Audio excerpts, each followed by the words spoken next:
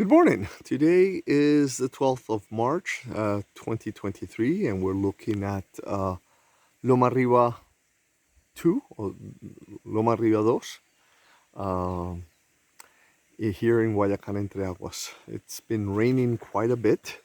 Here we have the great Rex and the fabulous Vika who've been with me all along. It's been raining quite a bit. We're back with the rainy seasons. March, April, typically in Colombia, are very, very rainy months. This used to be the old swamp, but we were able to actually conquer it. This is one of the many water springs that flows down the mountain. Actually, the water comes straight from this little forest, and this is the water we drink, and it's incredibly clean, incredibly pure. All right, so today's video is to give an update as to what we've done so far throughout the year, because we've been working at this farm already for a year. We started the construction on the road more or less around March 5th of 2022. There we have the first cabin. We have the landslide that we have under control. Eventually we will plaster that with cement and it won't look ugly as it does. And then the road was entirely constructed. We've done a lot of fencing, and then our effort has really been concentrated on the house. So the house looks like a Roman domus, really a Roman villa. The first part that we're seeing here that has not been painted, that is a workshop. It's a storage workshop, sort of like what in the US people end up using their garages for, a lot of storage, only that there we will have fertilizer and workbench and tools. Over in this area we're going to have a open air but covered garage. So we could have two vehicles. We have to level this because it's a little bit too steep. This has a very an ample gate, which I'll show it to you in a bit. Now the roof completely done. The area between the wood and the tile has been plastered, with the exception of two spots here, because, well, two birds had their nests here. We didn't want to disturb that. We want them to go through their cycle where they raise their younglings and then be able to then plaster it. You have to coexist with nature. So the old Tapia home is basically featured here with these three tall wooden blue doors in that old window. That has been standing here for over 150 years. And then what we did is we constructed in front of it and completely around it. Let's see things that we've done. Well, the wooden work here, these columns, and we have also the gutter is installed right above it, and so the drain to the gutter, it comes down the center of the column. All right, so let me show you how these old Tapia rooms used to be. They used to be very, very dark. They didn't have the luxury of glass in colonial times, so these rooms were incredibly dark. But with what we've done with the skylight, they actually end up having quite a bit of light.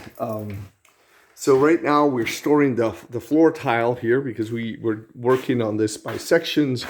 This is right now a storage area.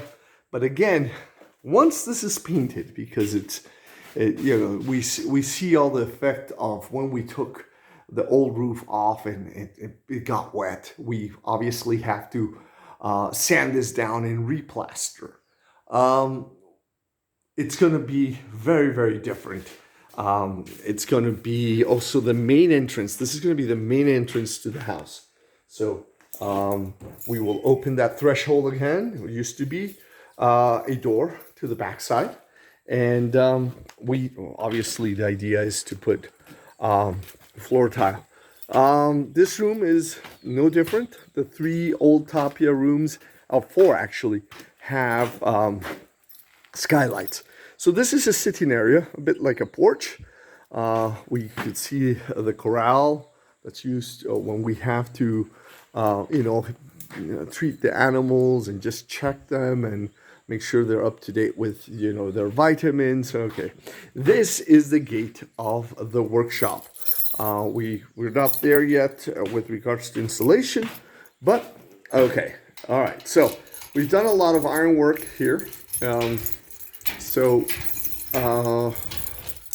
this is how it looks. Ooh, let's see. Okay. So again, this is the old wall. So we built right next to it. This is going to be a bathroom, an external bathroom. So when we have visitors, people we really don't know, but we want to be courteous and hospitable, they need to use a restroom. They are not necessarily walking into the house, but they can use this one. From this small corridor, we go in to the main hall. And so the main hall, lots of wood. We are painting it one bit at a time because we first had to plaster, and that took place last week. Most of the plastering. We still have to do a lot of the replastering down below, but where the adobe bricks and the calados, and I don't know the term in English. I need to look it up.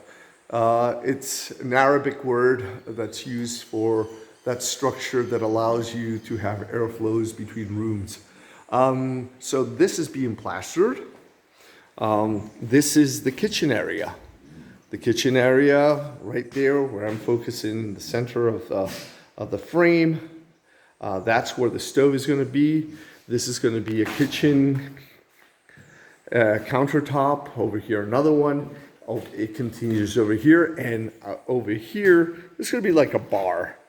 So you'll be able to eat right next to the kitchen. Of course, there's going to be a dining room table here, and that will be the sitting room over there.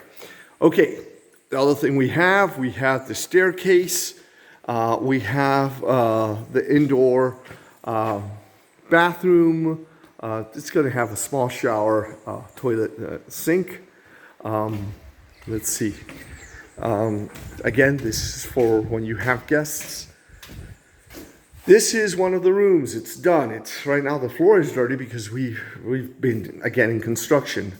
The walls are painted right now. Until we're not completely done with the floors here in the main hallway, or great hall, actually, not hallway, great hall, and the areas of the living room, dining room, and kitchen, and all the way to the patio. This is going to be very, very dusty. So we are first concentrating on finishing this part of the house so we can actually move in. And then we will move towards finishing the older part of the house. Okay, so a walk-in closet. And we have already the tiles of the bathroom. And from the bathroom, we can see the mountain. These are going to also have skylights. All the windows are up. All the ironworks of the this end where we will actually extend a corridor. They're done. They work. This opens up. It's 5 meters in width. And the idea is there's going to be about 2.5 meters, 3 meters more of a hallway out there with a translucent rooftop. So you'll be able to be actually outside and inside at the same time when you open this. All right. Here, we're going to have right where the ladder is, right behind it, we're going to have a wooden traditional stove and oven.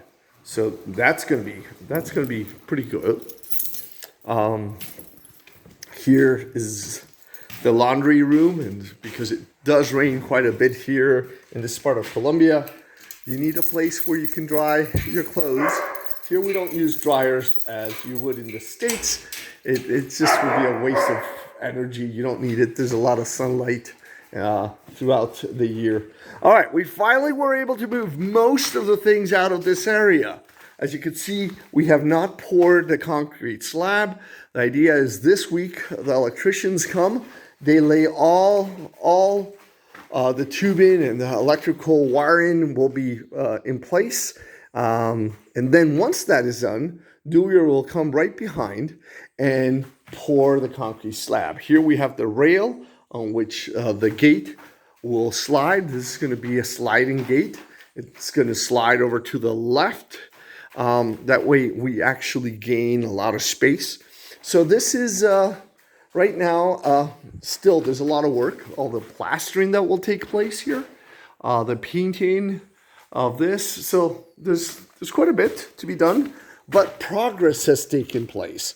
And has taken place because there are multiple fronts. So, of course, Rex and all his excitement.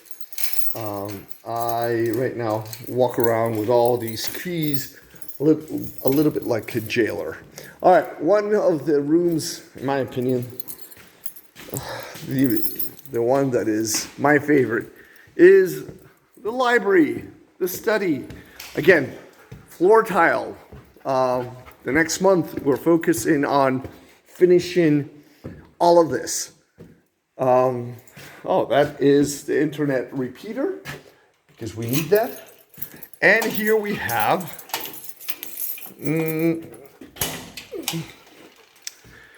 this is going to be the library, actually my study. And in addition to this room, and again, right now it's used for storage, we have a very well lit bathroom, shower, toilet, sink, and this is an auxiliary room. And of course, this area allows us great view of the different parts of the farm. You can see all the way up the mountain, up to Alto San Lorenzo. You can see the entrance. Eventually we will move this electrical pole because it does make it a little bit ugly to have it right in front. And then you can see all the way to the north side. Lots of birds, lots of birds. So once we're in and we'll have the feeders, oh, this is going to be magnificent. So that is Naranjales, our neighbor, Don Felipe Trujillo, and he's got a very interesting young man that works there, helps us from time to time. Juan Camilo, very nice gentleman, and his wife, they come and visit from time to time. All right, we have glorious trees. We have the brook on that side. We have the brook on that side, and this is why it's called Guayacan. Well, it's a type of tree that grows here in Antioquia. It's beautiful. When it blossoms, it's bright, bright yellow. That was the original name, and I decided to add the part EntreAguas because it is in between waters. With the 23 water springs, it's magnificent. Well, Vika always likes to come and sit here. Oh yeah, she's making her comment. She's being heard. And then Rex. Yeah, it's going to take about a month and a half for us to be done here. Hopefully by the time my daughter comes to visit. So, a lot of work. A year's worth of work, including the road and everything, and the 2 wooden cabins. All right, so with the view of Rex and the view of Vika, who's curious as to what is happening, I will say, I will catch you later.